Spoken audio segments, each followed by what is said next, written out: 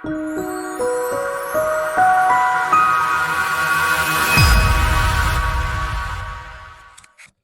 am attending PATA annual summit here in Macau, and I have the pleasure to have with me Maria Helena De Senna Fernandes, who is the director of Macao Government Tourism Office.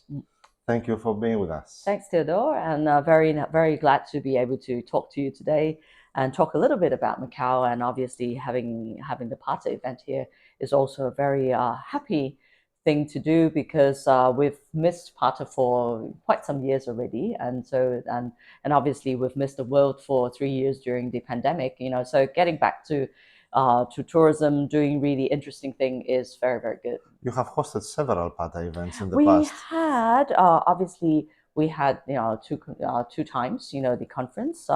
Well, once actually it's called the conference, and the second time was called the annual general meeting. But we've also done two PATA travel marts over Excellent. many years. So, but the last PATA event was already in 2017. So we've missed quite a while. Time to come back. Time to come back.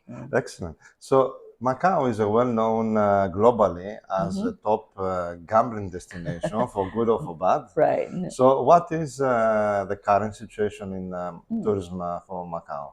Well, obviously, a lot of people think that okay, yes, Macau is a very big gaming destination, and yes, in terms of earnings, definitely it's well the most lucrative in the world so far. And obviously, we have in the past and even nowadays, we gaming is a very big market for Macau. But besides that, we also pride ourselves very much on our history, and our culture. Yeah. And we have actually two very important calling cards given by UNESCO to us. One, obviously, in 2005, the Historic Center of Macau was listed as World Heritage on the UNESCO's World Heritage list. So this gives us a lot of momentum in terms of letting the world know how important is our heritage, our culture to our tourism and also to our peoples in Macau. And the second UNESCO branding is given in 2017, where UNESCO's we are also designated as a city of gastronomy on the UNESCO Creative Cities Network. So this is all a very important achievement for Macau as well. A lot of people come here for the food. It's not just about the local Macanese food. It's also about the mix of cultures, Chinese cuisine, Western cuisine, and a lot of different kinds of things happening as well.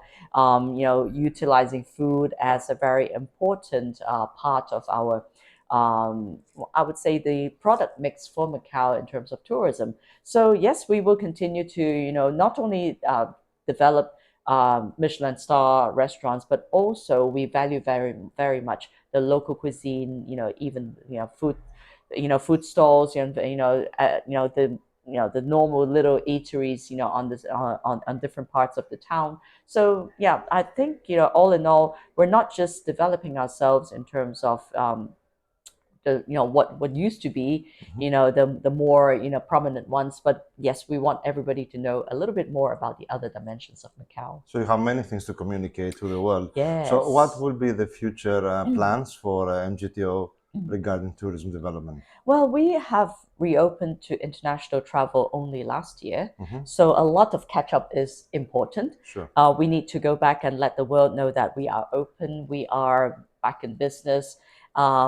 A lot of new products have come in. It's not just the heritage, the culture, but also other things like very interesting things like we have now water, and very big indoor water park as well. We have also very nice themed, facility of Team Lab in Macau. We have, a lot of community tourism as well. We are starting to develop also water-based tourism activities as well. And then, in the future, the government has a very concerted plan to develop other industries besides tourism, but utilizing tourism as the lead, what we call the 1+4 strategy. So one is integrated tourism, and 4 is things like health and well-being, technology, modern finance, and also meetings and conventions, commerce, culture, and also sports. So there are a lot of plans in place. So watch out for the future. Definitely, there is a lot more to offer, going forwards. We're looking forward.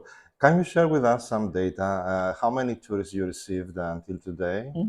Well, the best year we had in terms of tourism was 2019, just before the pandemic. We had at that point in time 39.4 million visitors in a year, out of which 3 million are international visitors. What we call international visitors, we take out mainland China, Hong Kong, and Taiwan.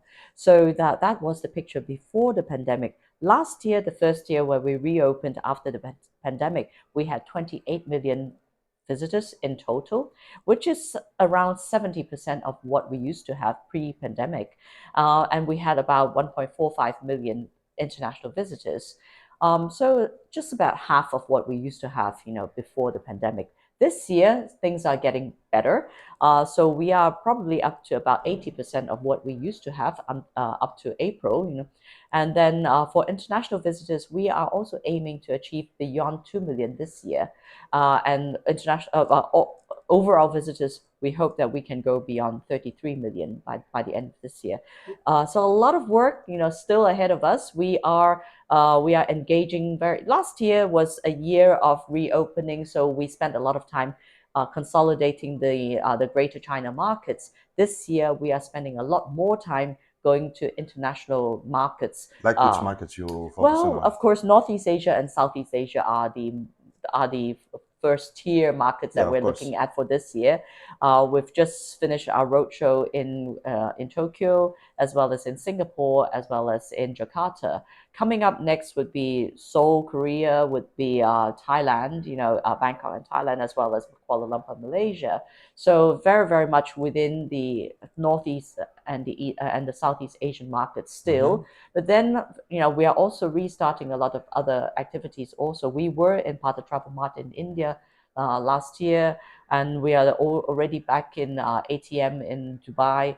And we're looking forward to also, developing more European travel, because this year we are a preferred destination by the Portuguese Travel Agencies Association. Next year we will be an international, the preferred destination for ECTA, which is the European Confederation of Travel Agencies. So and also we will be hosting one of their meetings in Macau for the entire European Travel Agencies Associations. When will be that? That will be probably in June of next year. Excellent. And then we are also hosting next year by December the Portuguese Travel Agencies National Congress in Macau. So a lot of work still, so Great. We're gradually moving on from Greater China to Asia, and then eventually to Europe as well, and then also working with the other international, international travel, source markets. The future sounds very, very bright. A lot of work still, yeah, but definitely. How do you manage to manage the tourist flows?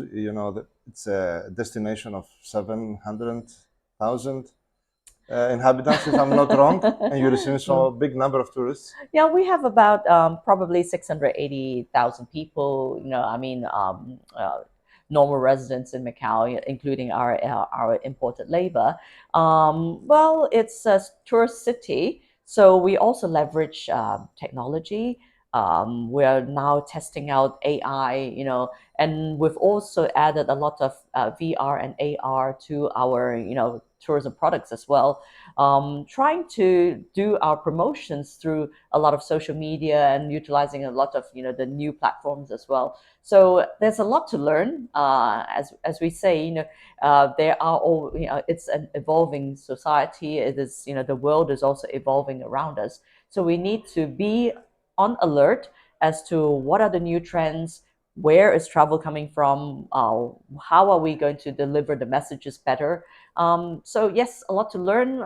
There is a lot of work to do still, but it is a really, really exciting place that we are in. Great. And since we are here at the PAT Annual Summit, what is the outcome that you see until this moment? Well, very, very promising outcome from the PATA Annual Summit this year. We have over around 450 delegates registered, and it's probably the highest turnout for a PATA Annual Summit post-pandemic. we're very, very happy about that. And besides that, we have, for the youth symposium, over about 200 delegates, which is also very promising for the future, because we are getting the future leaders of our industry interested to come to such events. I guess we need to consolidate, and we need to capitalize on these very promising numbers to go forwards. And there was a lot of sharing about trends, about the recovery, and about what next of our industry. I think we go away from the Pata Annual Summit very energized, and also prepared for the future. Very happy to discuss with you. Thank you Thank you so very much, much. Theodore, and look forward to seeing more of you. Excellent. Thank Thank you. you. Thank you.